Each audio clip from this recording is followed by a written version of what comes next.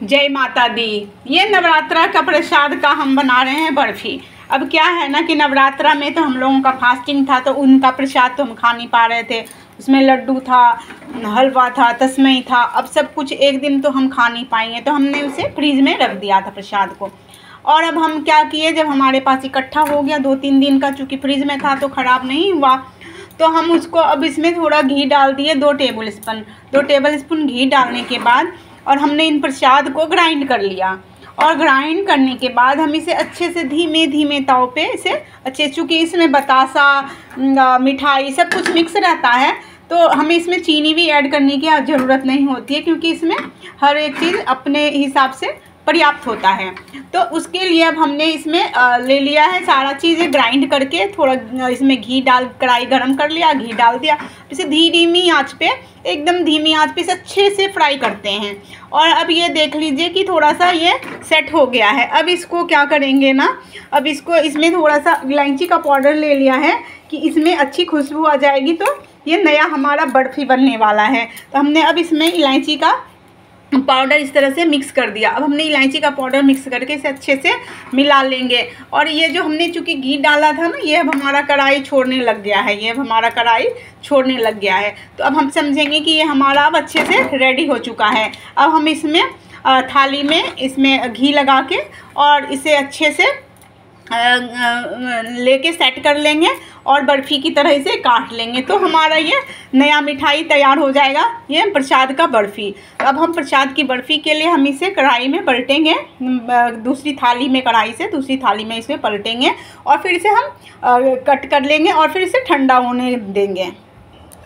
Greece के लिए हमने यहाँ हल्का सा थाली में घी लगा लिया है, जिससे कि ये चिपके ना, और ऐसे भी ये चिपकेगा नहीं ठंडा होने पे, पर हमने फिर भी सावधानी के लिए हल्का सा इसमें घी लगा लिया है, ग्रीस कर लिया है। अब हम इसमें ये वाली चीज़ें पलटेंगे। अब हम बर्फ़ी तैयार, इस तरह से हमने सारे प्रसादों को, सारा जो बनाया था हमने, उसे हमने इसमें ले लिया है। अब हम इसे अच्छे से इसको सेट कर देंगे और सेट करके इसे पीसेस में काटेंगे दोस्तों। ये दोस्तों हमने अच्छे से इसे सेट कर लिया है, इसे अच्छे से अब इसे पीसेस करके रख देंगे। पीसेस करके ठंड, अभी ये चूँकि ये गर्म ही है, इस तरह से हमने इसे बना लिया है और हम इसे बर्फ़ी के आकार में हम इसे काट लेंगे। तो ये बहुत ही अच्छा, अब क्या होता है ना, ये प्रसाद हम सारे खाते नहीं हैं, बच्चे नखरे करते हैं, और अगर इस तरह से आप बर्फ़ी तैयार कर दोगे ना, तो बच्चे बड़े चाव से खा लेंगे। और नवरात्रा के दिन में इतना प्रसाद चढ़ता है, तो इतना सारे ख़त्म नहीं हो पाते हैं। अब बस प्रसाद हम इतनी श्रद्धा से चढ़ाते हैं, तो हम उसे फेंक भी नहीं सकते, तो हम उसके लिए हमने ये इस तरह से उसका प्रसाद का ग्राइंड करके, ये सारे घी में फ्राई करके इस तरह से इसकी बर्फ़ी तैयार कर लेंगे। तो इसे बड़े बच्चे भी बड़े चाव से खाएंगे, और इसे 10 दिन तक हम और स्टोर भी करके रख सकेंगे, और 10 दिन में ये आराम से ख़त्म भी हो जाएगा। तो ये बहुत ही अच्छा ऑप्शन बचता है दोस्तों। अगर आप लोगों के पास भी ऐसे प्रसाद होते हैं और फिर उसे मतलब फेंकने का नहीं मन होता है, और क्या करें, आप लोग सोचते होंगे कि अब हम क्या करें इसका, तो फिर इस तरह से एक नई मिठाई तैयार कर लीजिए इसका बर्फ़ी, और फिर इस तरह से आप बना पाइएगा। बस इसमें बस ज़्यादा कुछ लगा नहीं है मेरा, बस घी लगा थोड़ा सा, और घी में को गर्म करके उसमें सारी चीज़ें जो हमने ग्राइंड कर रखी थी प्रसाद को, उन सारों को मिक्स करके अच्छे से इसे धीमी आंच पे लगभग 20 मिनट हमने इसे अच्छे से पकाया। 20 मिनट पकाने के बाद फिर हमने इसे पलट लिया है थाली में, आप देख पा रहे हैं, इस तरह से पलट लिया है हमने। और पलटने के बाद हम इसे चाकू से, ये बर्फ़ी के आकार के, हम इसे अब इसे काट लेंगे, हम बर्फ़ी के आकार का, और हम इस तरह से बर्फ़ी के आकार का इसे आकार दे देंगे बर्फ़ी का, और इसे फिर सेट होने के लिए 2 घंटे छोड़ देंगे। जब हम 2 घंटे सेट होने दे देंगे, तब ये ठंडा हो जाएगा, और हम उसके बाद हम निकालेंगे। ये अभी तुरंत में नहीं निकालेंगे, क्योंकि तब तक ये सेट नहीं हो पाएगा। तो हम इसे क्या किए हैं, थोड़ा थोड़ा पीसेस की ये कट कर लिया है, और फिर हम इसे सेट होने के लिए छोड़ेंगे।